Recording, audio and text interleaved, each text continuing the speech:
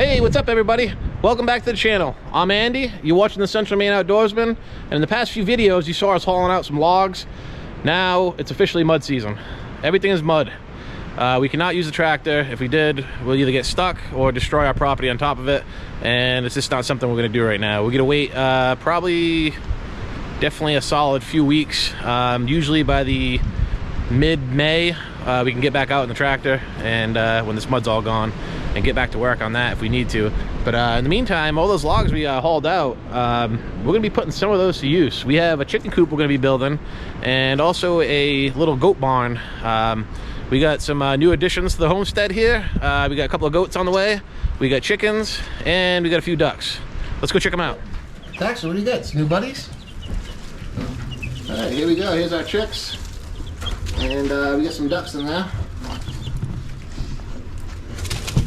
They're a little skittish. They're only about a week old. They're Americanas. Americana Rhode Island red mix chicks. And we have Peking ducks. Peking ducks, or Pekin ducks. I can't quite pronounce it properly apparently. But these ducks are mostly raised for meat and their eggs. These guys here, we're probably going to try to hang on to them. Definitely get some eggs out of them. But the chickens, we're going to see what we got for roosters. Once we figure that out, we're going to go from there. But we want some laying hens for the most part, and we'll keep one rooster. But that's our new flock. That's a new addition to our homestead here. Baxter, what do you got? Drop it. Don't touch that. Naughty boy. Well, that's our chicks. Right now, that's our brooder. We're going to be raising them in there for about a few weeks. They'll probably outgrow it pretty damn quick. I need to get a chicken coop soon, but at the same time, we can't really put them in the coop because they're so young and they have no feathers. They need that heat lamp to really keep warm. But if we get the coop going, we can run some electricity and keep the heat lamp inside there.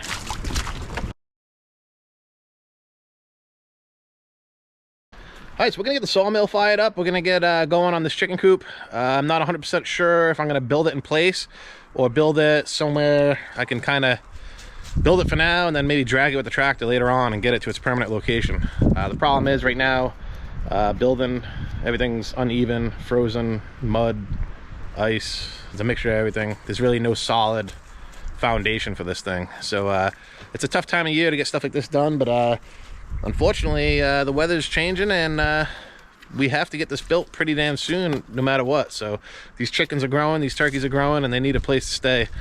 So we're gonna get this place built pretty shortly here, and we'll start it at least and see where we end up. If we can you know, at least get maybe the foundation done, maybe get some boards sawed up ready to go for it. That's pretty much our goal. So all right, let's get started. Let's get the sawmill fired up and get this chicken coop on its way.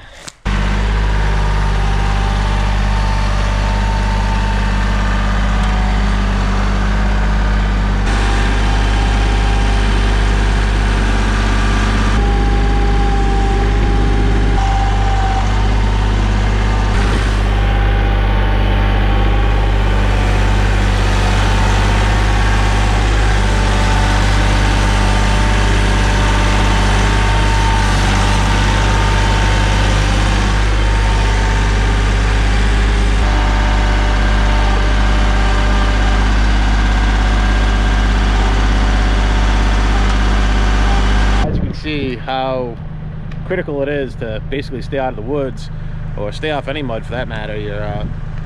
Anything we do, we're basically destroying our property. I mean, look at these ruts, they're almost a foot deep.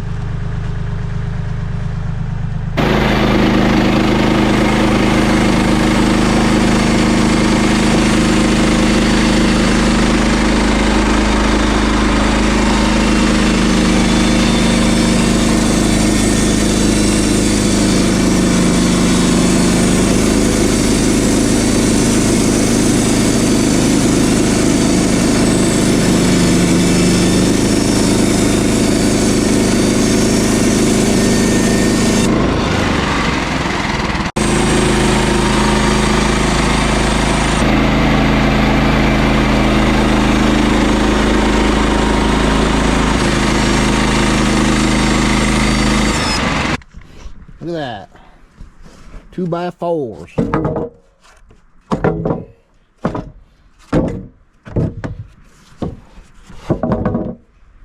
good stuff for what we're doing, folks. This is good stuff here. Pretty pumped.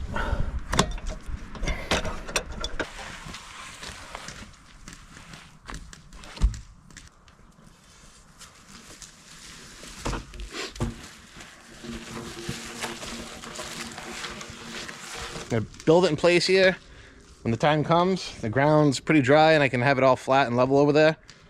I'll bring this over there with the tractor. I'll have to drag it and kind of be a mobile chicken coop, I guess. And then we can level it once we find its final resting spot.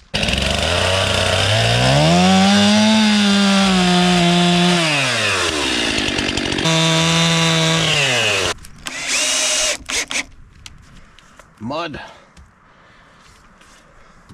You see, I think that was mud. Could have been the other kind of mud.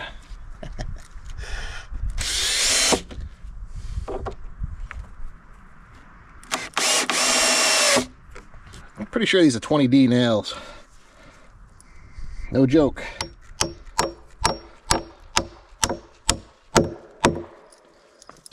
You gotta think, each 2x8 here is literally 2 inches in diameter. Then you want to get into the next board, so these I'm pretty sure they're 20Ds, 4.5 inch.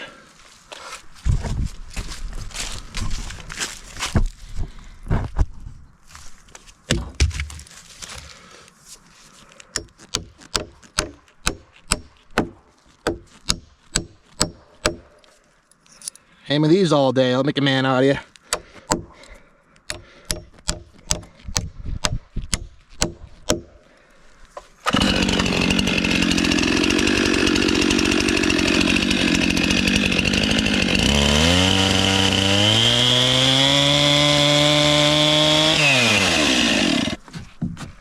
Well, at first I was calling this thing a chicken coop, but I'm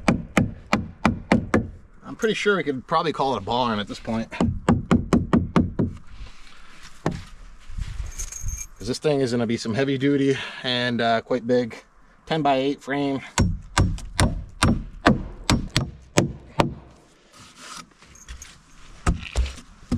Well, whether we call it a coop or a barn, this thing's officially got the frame for the foundation here all framed out. We didn't go too crazy.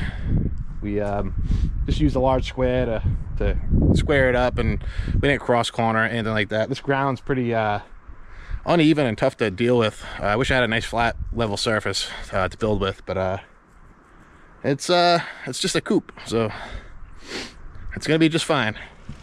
I used rough sawn 2x8s for the outside perimeter for the most part, and then along the middle beam I used 2x8, and then 2x6s in between for the cross braces.